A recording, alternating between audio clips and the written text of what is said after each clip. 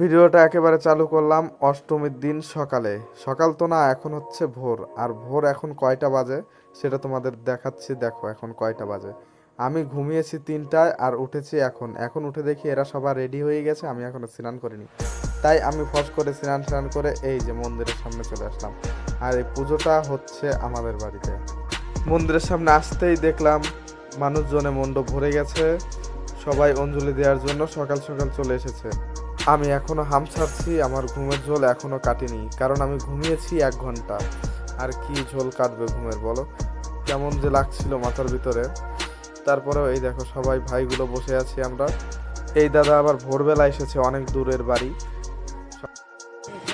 যারা যারা মহাষ্টমীর অঞ্জলি দেবেন এক্ষুনি চলে আসুন, একবারই দেওয়া হবে।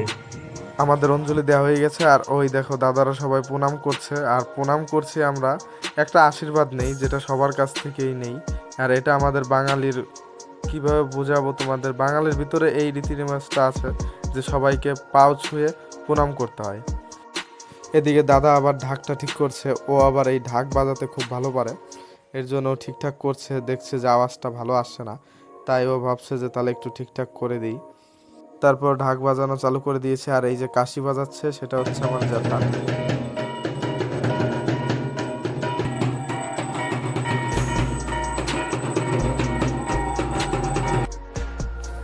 এই যে হচ্ছে প্রদীপের আশীর্বাদ যেটা নিতে হয়, সেটা দাদাকে বললাম আমার মাথায় একটু দিয়ে দে। আমি বললাম যে আরেকবার দিয়ে দে, তা দেখলাম চলে গেছে। তারপরে ও ওর মাথায় নিল।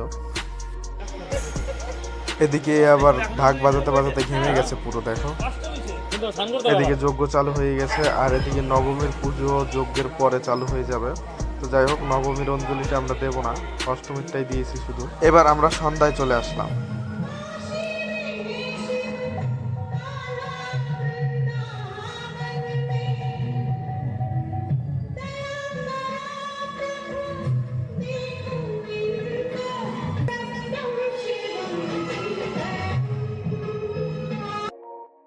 সেই দিন নাচ গান করতে করতে দিন পার হয়ে গেছে।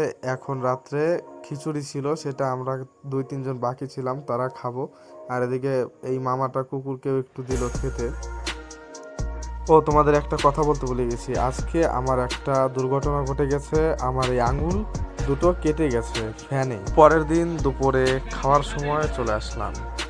এইবার আজকে খাইয়ে দিচ্ছে আমাকে দিদি, কারণ আমার হাতে কেটে গেছে। তাই দিদিকে বলেছি দিদি তুই খাইয়ে দে। তারপরে ও একটু খাইয়ে দিয়ে তারপরে বললাম থাক তাহলে এই চামচটাতে, বড় চামচ, ছোট চামচের কাজ হবে না, তাই বড় চামচ নিয়ে নিলাম। এবার বড় চামচ দিয়ে আমি আস্তে আস্তে খাচ্ছিলাম। দুপুরের পর সোজা চলে গেলাম রাতে।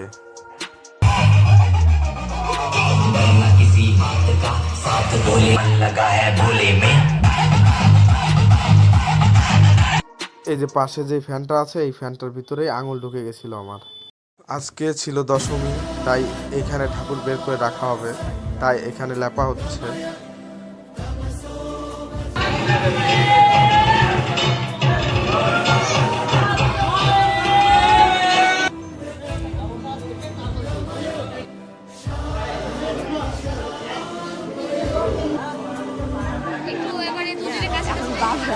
দশমীর সন্ধ্যায় চলে আসলাম।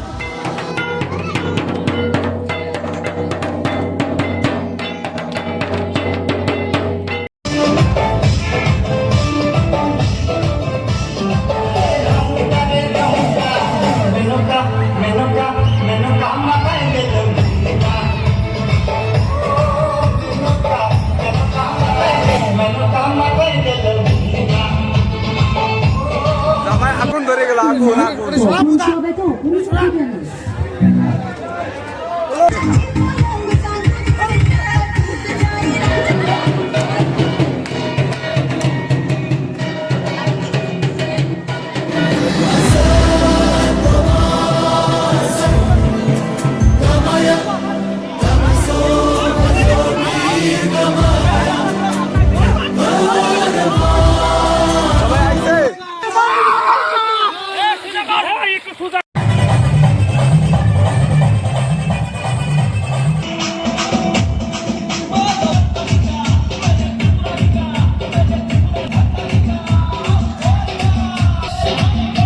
আবার বাঙালির 365 দিনের অপেক্ষা থাকবে।